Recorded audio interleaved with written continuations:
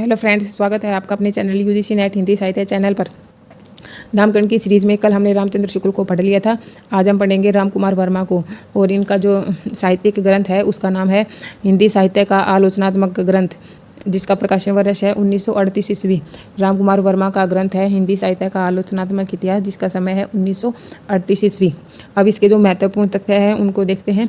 ये राम कुमार वर्मा छायावादी कवि थे, और ये इनका जो ग्रंथ है ये इनकी काव्यात्मक भाषा के कारण आकर्षित हुआ था, और अपनी विस्तृत सामग्री और उनकी आकर्षक प्रस्तुति एवं भाषा के कारण यह ग्रंथ अपना प्रभाव छोड़ने में सफल रहा था।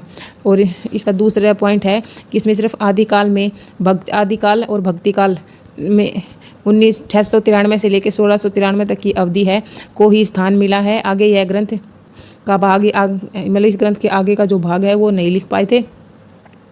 उसके बाद निर्गुण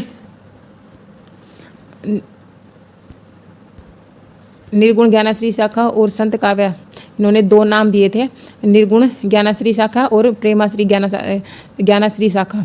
जो निर्गुण ज्ञानाश्री शाखा थी उसको संत काव्य कहा, ज्ञानाश्री शाखा थी उसको संत काव्य कहा गया, और जो प्रेमाश्री शाखा थी उसको सूफी काव्य नाम दिया गया था। और उन्होंने अपभ्रंश साहित्य के एक बड़े हिस्से को शामिल किया गया था, जिसे संधिकाल कहा गया था। और उसके बाद इन्होंने जो आदिकाल थे उसको दो नाम दिए थे, संधिकाल और चारणकाल। आदिकाल को दो नाम दिए थे, संधिकाल और चारणकाल। उसके बाद आते हैं राम कुमार वर्मा के बाद आते हैं आचार्य हजारी प्रसाद द्विवेदी। इन्होंने 3 ग्रंथ लिखे थे।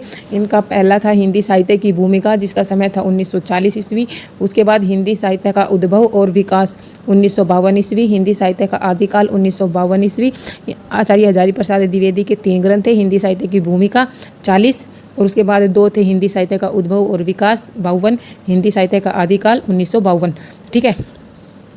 आचार्य हजारी प्रसाद द्विवेदी ने कोई मतलब स्वतंत्र इतिहास ग्रंथ नहीं लिखा था, किंतु ये इनके जो तीनों ग्रंथ थे ये बहुत ही उल्लेखनीय ग्रंथ थे। आचार्य हजारी प्रसाद जो द्विवेदी थे उन्होंने इतिहास को परंपरा के विकास के रूप में व्याख्यायित किया था।